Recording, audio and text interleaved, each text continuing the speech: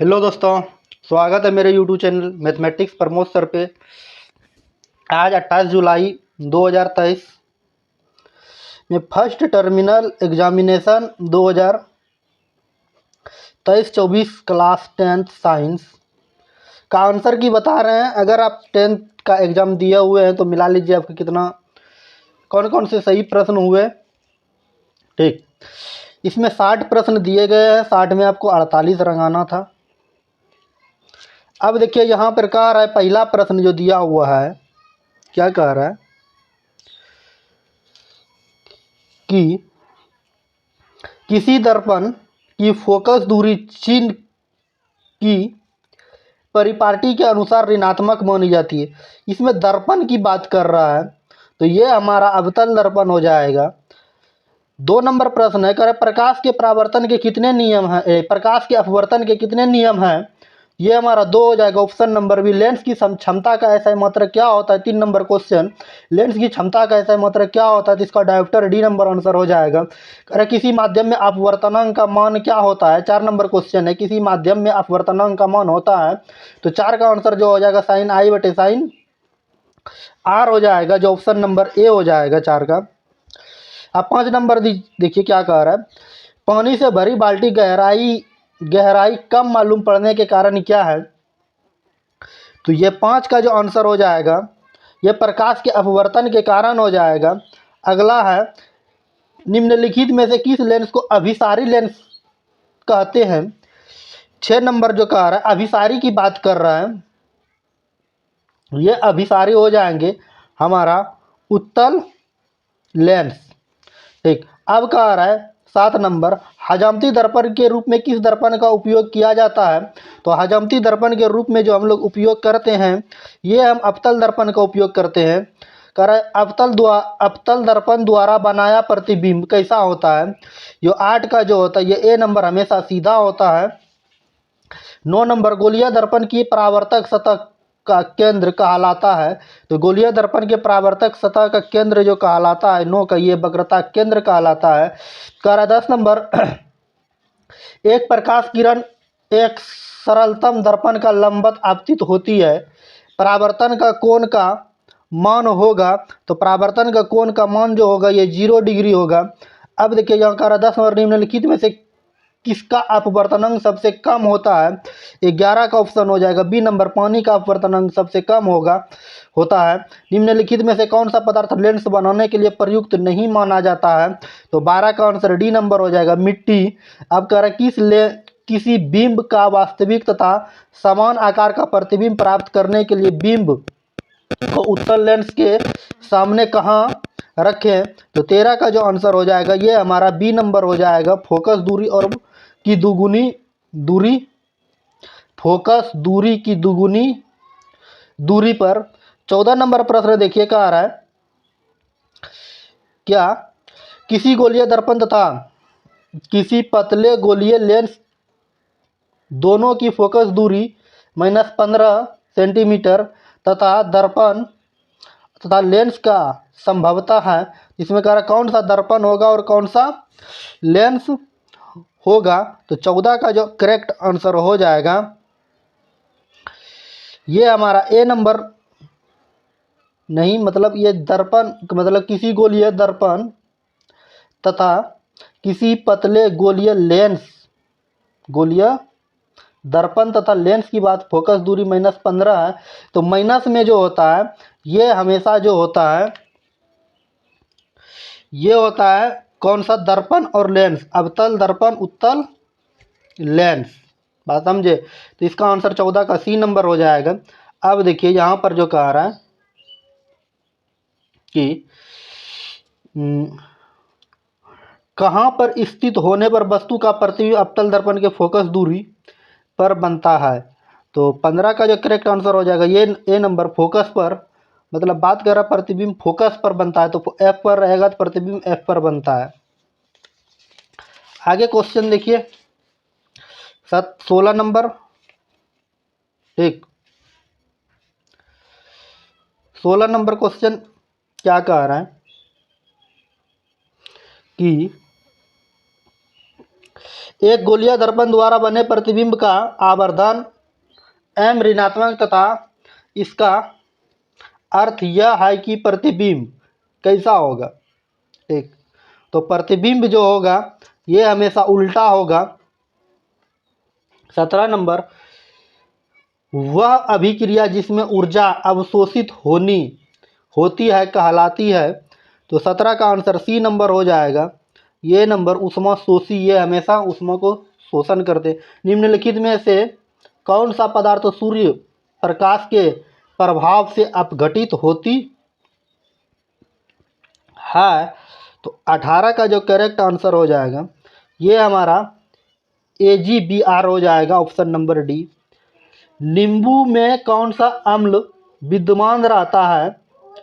नींबू में कौन सा अम्ल विद्यमान रहता है। तो इसका जो आंसर हो जाएगा 19 का, ये सी नंबर सिट्रिक अम्ल हो जाएगा। नींबू में सिट्रिक अम्ल कह रहा है। 20 नंबर प्रश्न क्या कह रहा है, समीकरण Fe2O3 plus 2Al2O3 plus Fe2 ये किस प्रकार की अभिक्रिया है। तो ये विस्थापन अभिक्रिया है। ठीक, 21 नंबर, शरीर में भोजन का पाचन किस प्रक्रिया द्वारा होती है। तो 21 का जो आंसर होगा ये हो जाएगा हमारा मतलब कर शरीर में भोजन का पाचन किस अभिक्रिया के द्वारा होता है। तो ये ऑक्सीकरण के द्वारा होता है। अब कह रहा है समीकरण Cu प्लस O2 CuO2 किस प्रकार की अभिक्रिया है।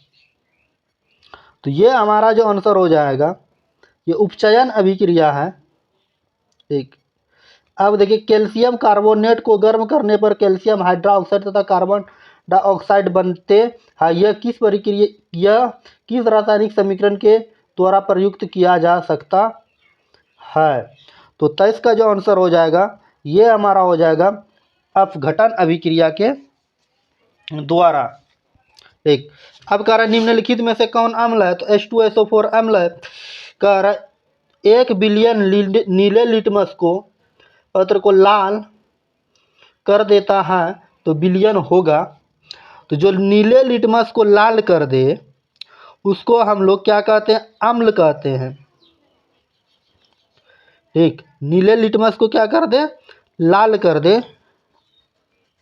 ठीक, ये नीला को ब्लू अम्ल, नीले लिटमस को लाल कर दे एसिड। ठीक है, चल देखिए 26 का जो है कर उपचयन और अपचयन अभिक्रिया में होता है। उपचयन और अपचयन अभिक्रिया में जो होता है ये 26 का आंसर जो हो जाएगा ये हो जाएगा क्या, सिर्फ उपचयन और उपचयन। ये सी नंबर आंसर क्या हो जाएगा, उपचयन और अपचयन दोनों होगा। अब अगर संतुलित रासायनिक समीकरण किस सिद्धांत पर आधारित है। 27 का जो करेक्ट आंसर हो जाएगा ये हमारा बी नंबर हो जाएगा। ठीक, 27 का क्या हो जाएगा बी, द्रव्यमान संरक्षण के सिद्धांत पर। 28 का निम्नलिखित में से धातु का कॉपर सल्फेट के विलयन में कॉपर को विस्थापित नहीं कर सकते हैं। 28 का जो करेक्ट आंसर हो जाएगा ये हमारा डी नंबर हो जाएगा AU। अब लौह चूर्ण पर तंतु हाइड्रोक्लोरिक अम्ल डालने पर क्या होगा। 29 का जो करेक्ट आंसर हो जाएगा ये हमारा ए नंबर हो जाएगा, हाइड्रोजन गैस एवं आयरन क्लोराइड बनता है। अब कह रहा है 30 नंबर, अभिक्रिया CuOH2O Cu प्लस H2O में किसका उपचयन होता है। 30 का जो करेक्ट आंसर हो जाएगा ये हमारा बी नंबर हो जाएगा। ठीक, हाइड्रोजन का, H2 मतलब हाइड्रोजन का। अब कह रहा है BaCl2 plus Na2SO4 BaSO4 plus Na plus 2HCl किस प्रकार की अभिक्रिया है। 31 का जो आंसर हो जाएगा, 31 का ये हमारा सी नंबर हो जाएगा, ये द्विविस्थापन अभिक्रिया है। चिप्स की थैली में कौन सी गैस भरी जाती है। 32 का जो करेक्ट आंसर हो जाएगा ये हमारा बी नंबर, नाइट्रोजन। अब मानव हृदय में कितने कोष्ठक होते हैं। तो मानव हृदय में ये हमारे 4 कोष्ठक होते हैं। मनुष्य में ब्रिकन एक तंत्र भाग होता है जिसको हम लोग क्या कहते हैं, ब्रेक मतलब किडनी जो ये करते हैं हमारे 34 का, ये उत्सर्जन करते हैं। पावरोटी के विखंडन में कार्बन डाइऑक्साइड जल और ऊर्जा देता है। यह क्रिया होती है, यह क्रिया जो होती है ये हमारे माइटोकॉन्ड्रिया में होता है। पादप में जाइलम और फ्लोएम उत्तरदायित्व है। 26 का जो होगा जाएगा, ये जल का वाहक होता है। सपोषी पोषण के लिए आवश्यक है।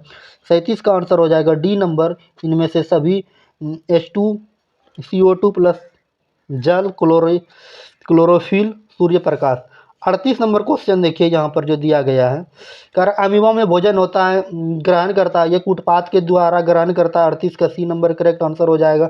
अब कर ओवायवीय शोषण की प्रक्रिया कहाँ पूर्ण होती है, तो 39 का जो हो जाएगा ये करेक्ट आंसर हमारा ए नंबर सही हो जाएगा। कोशिका द्रव्य में महामारी जंतुओं में छोटी आंत की लंबाई शाकाहारी जंतु की तुलना में होती है। मांसाहारी जंतुओं में छोटी जंतुओं की लंबाई क्या होती, मतलब छोटी आंत की लंबाई क्या होती है, तो 40 का जो करेक्ट आंसर हो जाएगा ये हमारा ए नंबर हो जाएगा, छोटा होता है। निम्नलिखित में से कौन मानव का शोषण तंत्र भाग नहीं है। मानव का जो शोषण की बात कर रहा है, इसका जो हो जाएगा 41 का आंसर होगा, ये सी नंबर हो जाएगा। गिल्स जो होता है मानव में नहीं पाया जाता, पादप अपघटन संचालित करते हैं, तो 42 का जो आंसर हो जाएगा करेक्ट डी नंबर हो जाएगा। इनमें से सभी पत्ती, छाल और कोशिकीय रिक्तियों में। अब रक्त इनमें से किस की उपस्थिति के कारण लाल होता है, ये हीमोग्लोबिन के कारण होता है। शुद्ध या ऑक्सीकरण रक्त हृदय को शरीर में विभिन्न भागों में जाने वाले रक्त वाहिनियों को क्या कहलाते हैं, मतलब शुद्ध रक्त किस में जाता है। 44 का जो करेक्ट आंसर हो जाएगा ये ए नंबर, धमनी में। रक्तदाब मापने वाले माप किस उपकरण द्वारा की जाती है, 45 का आंसर जो हो जाएगा सिस्मोग्राफ, मैनोमीटर। बी नंबर, पौधों में गैसों का आदान प्रदान किसके द्वारा होता है, 46 का आंसर हो जाएगा बी, रंध्र के द्वारा। मानव वृक्क का संरचनात्मक एवं क्रियात्मक इकाई है, ये नेफ्रॉन है। अब मनुष्य के शरीर में भोजन का पूर्ण पाचन कहाँ होती है, मोस्ट इंपॉर्टेंट क्वेश्चन है, इसका क्या आंसर बताइएगा। मानव के शरीर में जो पूर्ण पाचन होती है ये हमारे छोटी आंत में होती है, बड़ी आंत में पाचन की क्रिया नहीं होती है। यहाँ जल का अवशोषण होती है, अमाशय मतलब पेट, यहाँ 4 घंटा भोजन रहता है, 4 घंटा यहाँ रहता है, तो छोटी आंत में होती है। अगर वीडियो अच्छी लगी तो लाइक, शेयर, कमेंट जरूर से ज़रूर कीजिएगा, अपने दोस्तों के बीच शेयर करना ना भूले। और पर डे जुड़े मेरे YouTube channel mathematics Pramod sir पे। अगर आप नए हैं तो चैनल को सब्सक्राइब कीजिए, और क्या बोलेंगे, शेयर करने के लिए नहीं भूलिएगा।